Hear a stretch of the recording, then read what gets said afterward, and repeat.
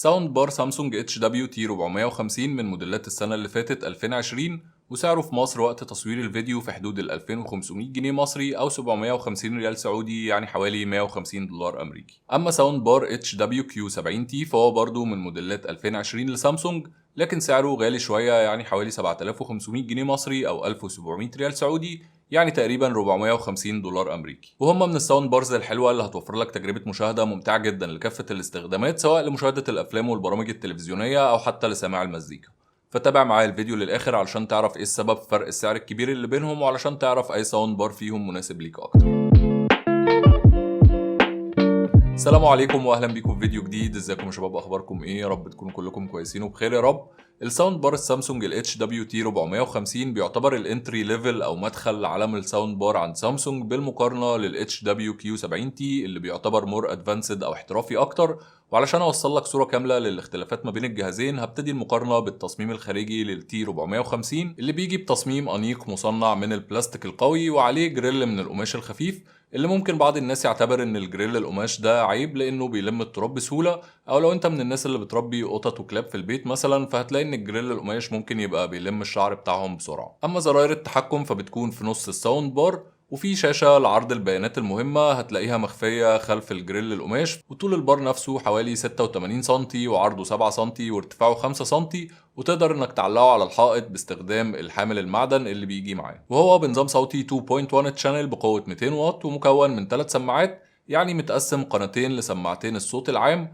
وقناة لسماعة المؤثرات الصوتية أو السب ووفر. والسب ووفر هنا هو وايرلس سب ووفر، وعبارة عن صندوق من الخشب، وسماعة الصب نفسها موجودة في وش الصندوق ومتغطية بجريل من القماش، وظهر الصب هتلاقي فيه مكان كابل الباور. والمقصود هنا بأنه وايرلس سب ووفر يعني ليه كابل كهرباء، ولكن بيتم توصيله بالبار نفسه وايرلس عن طريق الزرار بتاع البيرنج الصغير الموجود جنب كابل الباور. والموضوع ده هيديلك حرية انك تحط السب ووفر في المكان اللي يريحك في الأوضة بدون ما تبقى مرتبط بطول سلك معين. أما موديل ال HWQ 70T فتصميمه شكله بريميوم أكتر من ال T 450، وهو برضه مصنع من البلاستيك، ولكن البيلد كواليتي بتاعته أحسن، وكمان الجريل مصنوع من المعدن فبيديله شكل أشيك. وزراير التحكم بتكون في نص الساوند بار، وفي شاشة صغيرة لعرض البيانات المهمة هتلاقيها في أقصى يمين الساوند بار مخفية ورا الجريل المعدن، وحجمه بشكل عام أكبر شوية من ال T 450 لأن طوله 98 سنتي وعرضه 11 سنتي وارتفاعه 6 سنتي، وتقدر برضو إنك تعلقه على الحائط باستخدام الحامل المعدني اللي بيجي معاه. والسبب في ضخامة حجمه بالنسبة لل T 450 هو إنه بنظام صوتي 3.1.2 شانل بقوة 330 واط، ومكون من 8 سماعات متقسمين قناتين وأربع سماعات للصوت العام، وقناة وسماعة مخصصة لصوت الحوار،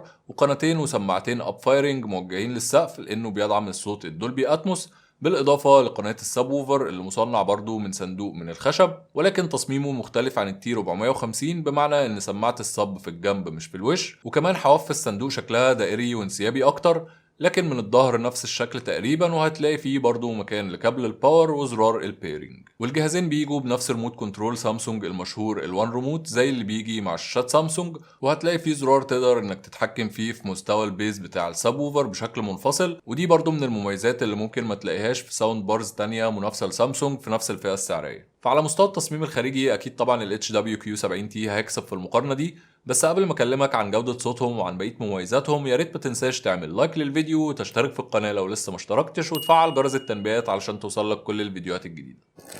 بالنسبة لوسائل الاتصال أو الكونكتيفيتي، فلو بصيت على ظهر الساوند بار ال HWT 450 فمش هتلاقي غير مدخل الصوت الأوبتيكال أو البصري، ومدخل USB تقدر تستخدمه لسماع المزيكا من أي فلاشة USB، بالإضافة لدعم البلوتوث. ومن أكبر عيوب الجهاز ده في رأيي إن مفيهوش ولا مدخل HDMI، وبالتالي عشان توصله على شاشة تلفزيونك فمفيش حل قدامك غير إنك تستخدم البلوتوث، ولو شاشة تلفزيونك كانت قديمة شوية وما فيهاش بلوتوث يبقى هتوصلها عن طريق مدخل الصوت الأوبتيكال. لكن لو تلفزيونك ما فيهوش كمان وصلة صوت اوبتيكال يبقى مش هتقدر انك تستخدم الساوند بار ده مع الشاشة بتاعتك.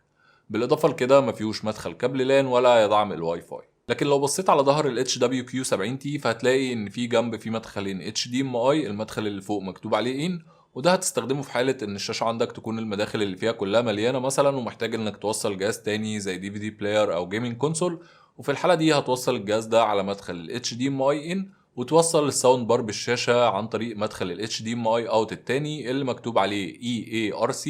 اختصار لانهانسد اوديو ريتيرن شانل او قناه ارجاع الصوت المحسنه، واللي بتعتبر ميزه بالنسبه لاجهزه ساوند بارز كتير من نفس الفئه السعريه بتكون بمدخل ARC، لان الجهاز ده بيدعم الدولبي اتموس، وبالطريقه دي هتقدر انك تستقبل اشارات الصوت الدولبي اتموس بجودتها الكامله اللي جايه من الشاشه، مش اشارات الصوت الدولبي اتموس المضغوطه اللي بتيجي عن طريق مدخل ال ARC فقط مش EARC. بس خد بالك انك لو موصل جيمنج كونسول زي الاكس بوكس سيريس اكس على الساوند بار ده، فمداخل ال HDMI هنا بتدعم دقه الصوره ال 4K بسرعه 60 فريم في الثانيه بس مش 120 فريم في الثانيه. بالاضافه لكده هي بتدعم اشارات الصوره ال HDR10 لكن لا تدعم الدولبي فيجن. ولو عايز معلومات اكتر عن الفرق بين مدخل ال HDMI ال EARC وال ARC وطرق توصيل الساوند بار بالشاشه، فتقدر تشوف الفيديو ده، هتلاقي فيه معلومات مفصله اكتر، وهسيب لك الرابط بتاعه في اول تعليق. وهتلاقي في الجنب التاني مدخل الصوت الاوبتيكال ومدخل ال USB، ولكن مدخل ال USB هنا علشان تحديث السوفت وير بس، لكن مش تقدر تستخدمه لسماع المزيكا. والمدخل التالت هو مدخل الباور اللي هتوصل منه الكهرباء للجهاز، وطبعا الجهاز ده بيدعم البلوتوث بالاضافه للواي فاي اللي مش موجود في التي 450.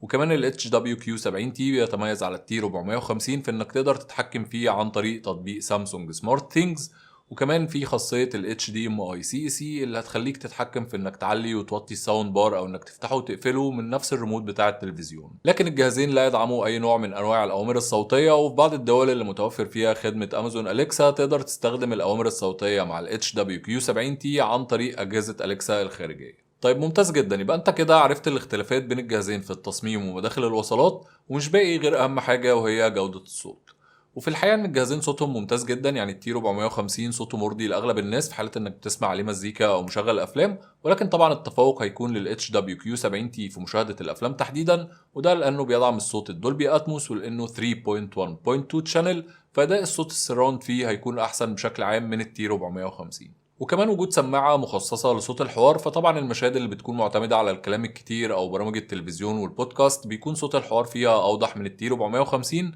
بالإضافة لوجود إيكولايزر في الكيو 70T فبيخليك تتحكم في الصوت بشكل أحسن من التي 450 اللي بيجي بإعدادات للإيكولايزر مسبقة الإعداد بتقدر إنك تختار منها حسب نوع المزيكا اللي بتسمعه. وان كان برضو الكيو 70T مش احسن حاجه في عالم السراوند للساوند بار لان ما فيهوش سماعات خلفيه، ولكن بتقدر تزود له سماعات خلفيه سواء ليه او للتي 450، والجهازين متوافقين مع السماعات السامسونج موديل ال SWA 9000S. وان كان رايي انك بدل ما تشتري ال HWQ70 وتشتري معاه سماعات خلفيه، فلو انت من البدايه ميزانيتك كانت تسمح انك تجيب موديل اعلى زي ال HWQ90T اللي بيجي معاه السماعات الخلفيه بتاعته، فده هيكون احسن لك على مستوى الصوت السراوند وعلى مستوى الصوت الدولبي اتموس. اتمنى الفيديو يكون افادك فعلا، ولو عايز تتفرج على مراجعات ساوند بارز تانية تقدر تتفرج على الفيديوهات اللي قدامك، وياريت في النهاية ما تنساش اللايك والسبسكرايب والشير، ونتقابل في فيديو جديد ان شاء الله. سلام.